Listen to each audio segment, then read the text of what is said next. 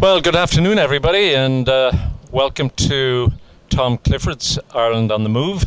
My name is Kevin Merry, and we're here in JP, and we're going to talk to a very interesting woman, a resident here of JP, an acupuncturist by profession, and also she's originally from Dublin. She has a formidable challenge in front of her in the middle of July, and it could probably be referred to as the Everest of the water. So welcome, Maura, and tell us what Everest of the water is. Well, I'm planning to swim the English Channel somewhere between the 9th and 13th of July, so a couple of weeks' time.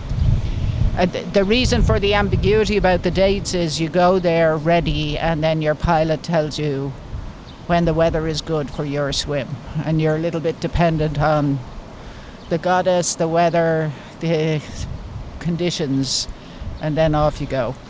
Right. And of course you're doing this for a particular charity. Would you like to tell us a little bit about the charity and if anybody's financing this for you? No, I'm paying for my own swim. This is like a bucket list thing for me, and I enjoy swimming so much and it keeps me out of trouble, so I'm not spending money elsewhere when I'm in the water. I'm doing it for a charity in Cork called Build for Life, and who they are the parents of children with cystic fibrosis, and they're trying to build a small isolation unit at Cork University Hospital. The reason they need an isolated unit is that children with cystic fibrosis have very compromised lungs. And so when they go to the hospital, they're very vulnerable to infection, etc. They also spend a lot of time at the hospital. So the hope of the parents is to have a child-friendly and safer unit at the hospital for these children. Good. So you'll tell us a little bit more about your website just before we wrap up. Maura, you have been training, of course, for a couple of years now down at L Street, down at the bathhouse. How's the water there? The water is good, actually. For those who are interested in, Boston area beaches just got the highest marks in the country for clean water. It's been cold. It's just gotten up to 60 degrees. We had some challenges there late May, early June, training outside. I've done a lot of training inside all winter, but you know, it's good to be in the real thing. A few weeks ago I went out to the Boston Lighthouse and swam in. That's an 8-mile swim. It was a pretty cold on the day, but it was a good more realistic conditions with the wind and the chop and all that out a little bit further. But you know, for a weekday before or after work, trying to catch the tide up along the beach at L Street, Carson Street, or Carson Beach and M Street. It's pretty good training. Right.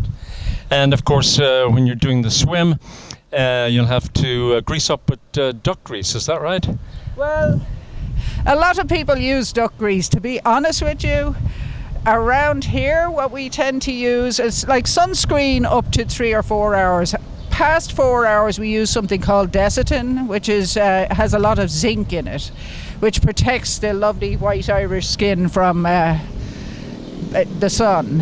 And what it is, in fact, is nappy rash or diaper rash cream, and you end up looking like a snowman, but it's very effective for keeping the sun off and also for preventing chafing. You know, when the salt water gets between the straps of your swimsuit or etc., it can leave you some nice burn marks, so you want a little grease for that too. Right. And of course, how long do you think it'll take you to do the swim? It's hard to tell. Some of it would be conditions on the day, but I would say the fastest I could be would be 15 hours, and I'm hoping it doesn't go over 18. If you're unlucky and you miss the tide off France, that could add 5 hours onto your best efforts. So hopefully we'll get a fairly flat and smooth and friendly tide, so it doesn't go too much longer than that. Good, and I know you have some fans going over with you, and you have somebody who will be doing a video recording of it, and of course we look forward to maybe seeing that when you come back.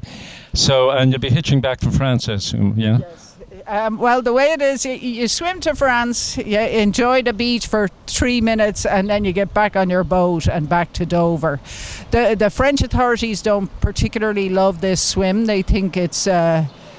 they've stopped all starts from France, and they think it's costing them money in water safety there. So you bring your passport if they want to see it, but you're back on your boat and back to Dover immediately, and then your pilot has someone else to take the next day if there's good weather. So great. Well, do you want to tell us a little bit about the website, and if people want to send in a couple of bob or euros or dollars, maybe you could tell us what one they can go to, what site? Well, particularly anyone from Munster, this would be a good time for money from America, and you'd find I made a little website called morrischannelswim.wordpress.com, and inside there you'll find the link to mycharity.ie, and it has a section for Build for Life, and you could donate under Morris Channel Swim there too.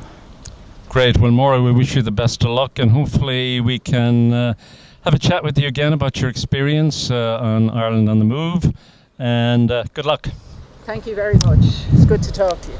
Thank you. And Maura Toomey saying thank you for your interest, and I hope that this is interesting to some people, particularly those from Munster or the swimmers in our group. Thank you. Bye.